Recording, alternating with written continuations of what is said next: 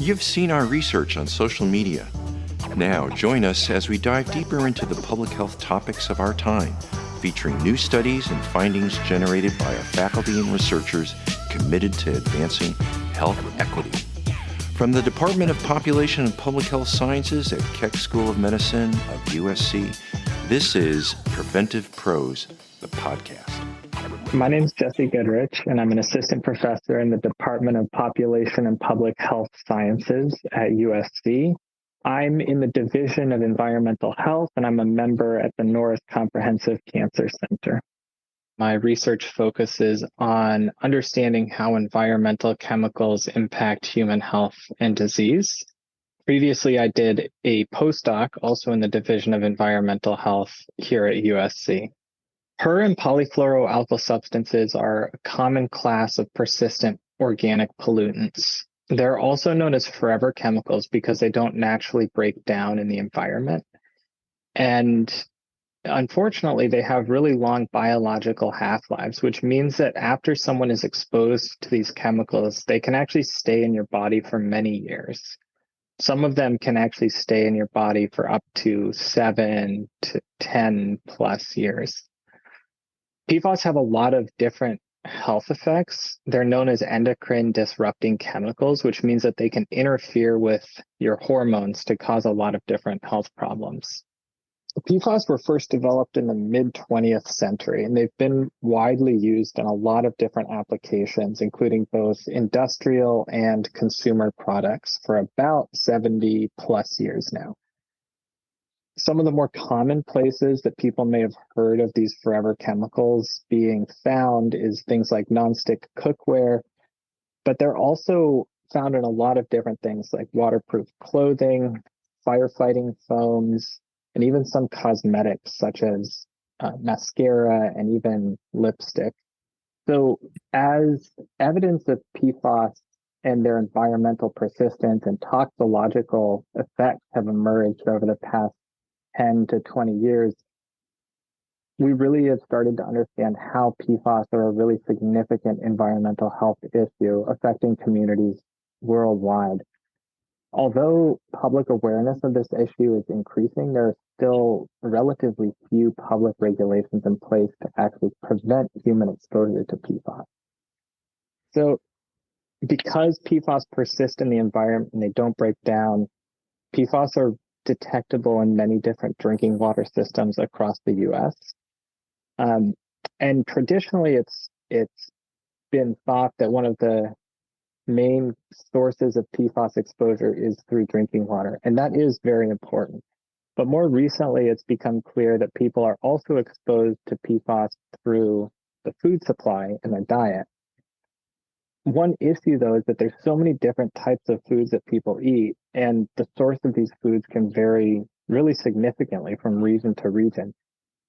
So it's difficult to try to figure out what types of food people should avoid in order to reduce PFAS exposure. So in our most recent study, we set out to examine this question using a kind of unique approach. We used two different cohorts to look at whether self-reported dietary intake was linked to different levels of PFAS in people's blood. Both cohorts included young adults because we were interested primarily in looking at this specific life stage. This is because during young adulthood, lifelong dietary behaviors are developing, and those behaviors can actually impact dietary intake throughout the rest of adulthood. The first cohort that we looked at was a mostly Hispanic group of young adults who were recruited from Southern California. This cohort underwent two different visits. At the first visit, participants were asked a really detailed questionnaire about what different types of food people consumed over the last 24 hours. These were repeated two different times so we could make sure that the assessment was more reliable.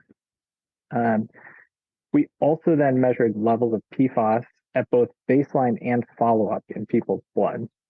And our main goal, the main thing we were looking at, is whether different foods that people reported eating, if those foods were actually associated with different levels of PFAS. One of the unique things about this study is that it was actually the first study to look at longitudinal changes in PFAS, so whether dietary factors were associated with differences in PFAS over time. We then included a second cohort, which was more of a nationally representative population of youth and young adults. And in this cohort, participants performed one visit. And during that visit, dietary intake was collected in using kind of the same methods, so using a 24-hour dietary recall, and PFAS measures were taken in blood.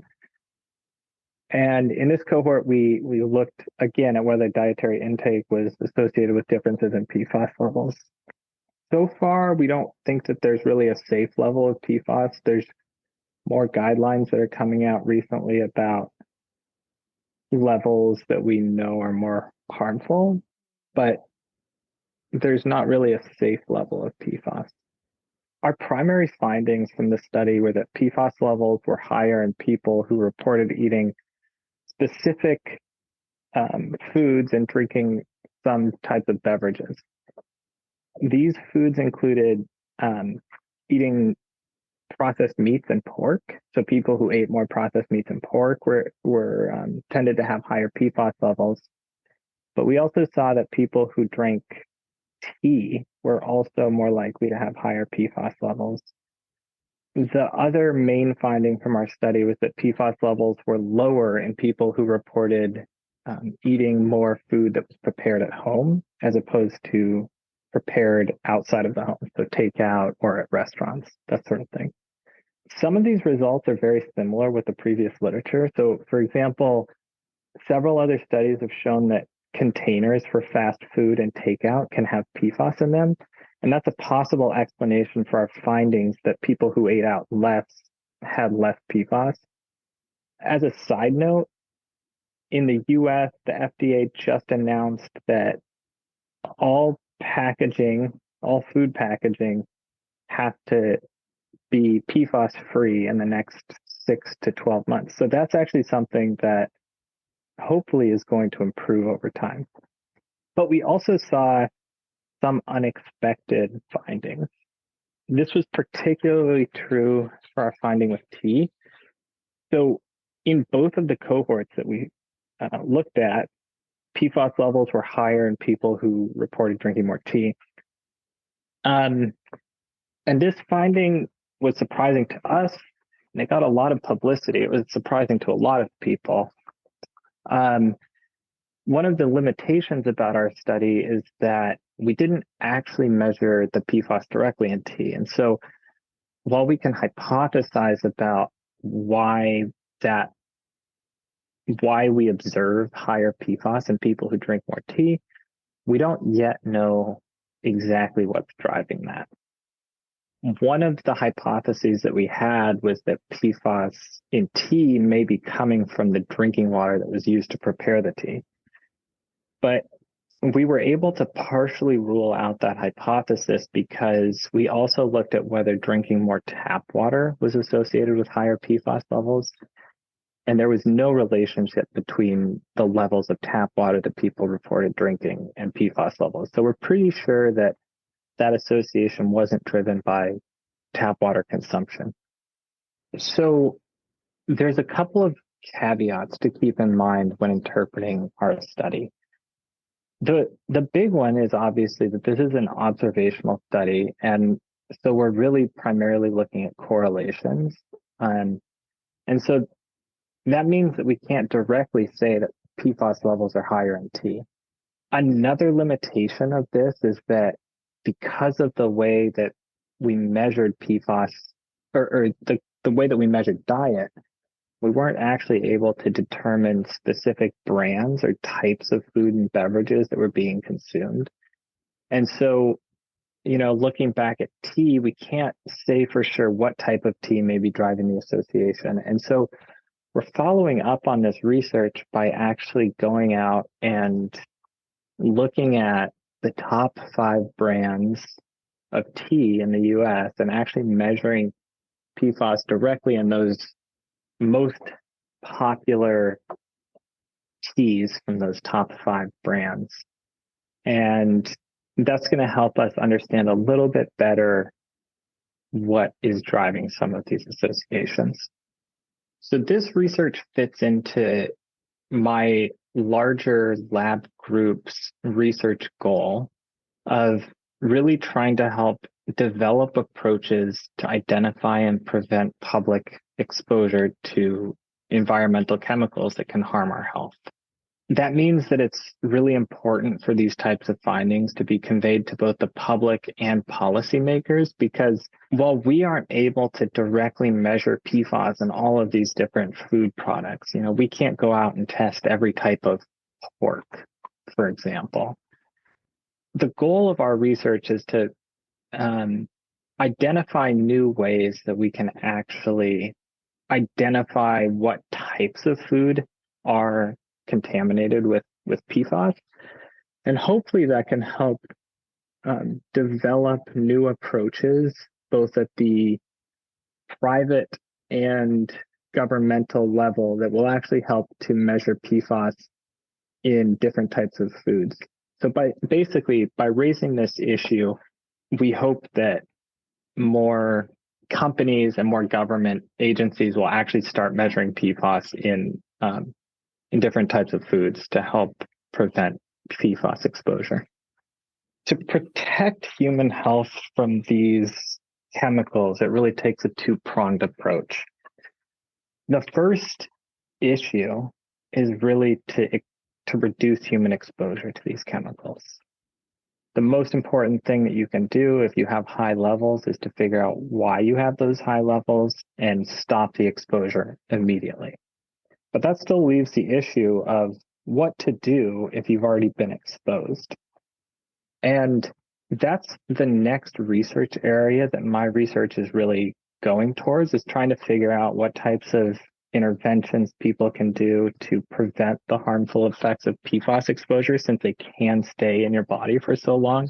One potential intervention or approach to actually prevent the health effects of PFAS is leading a healthier lifestyle, specifically related to exercise and diet. And the reason that is that one of the main effects of PFAS is to actually impact metabolic health. So it impacts things like obesity or type 2 diabetes. And some of those health effects actually can lead to other worse diseases later in life. So basically, some of the harmful effects of PFAS, we believe, are coming because they disrupt metabolism. And right now, the best way, or one of the best ways that we have to fight that, is these healthy lifestyles, like getting more exercise or eating healthier. So the good news about PFAS is that since there's been so much recent press and publicity around this issue, and since we now know so much more about their harmful effects, there's been a lot of recent legislation that focuses on banning PFAS from different consumer products. So I already mentioned the legislation around PFAS in food containers, but there's other types of proposed legislation around PFAS in drinking water as well. And I think that we're really starting to have an impact on actually getting companies' attention, so that companies will start to voluntarily phase out all PFAS in their products. And I think that that's starting to happen. I think that a lot of the research that we've been doing is really pushing companies towards doing that voluntarily. And I think that's a really positive sign for the future. Preventive Pros, the podcast, is produced by the Department of Population and Public Health Sciences at Keck School of Medicine of USC. To learn more about any of our episodes, or to subscribe to our monthly Preventive Dose newsletter featuring the latest in public health research and news, visit pphs.usc.edu/podcast. Thank you for listening.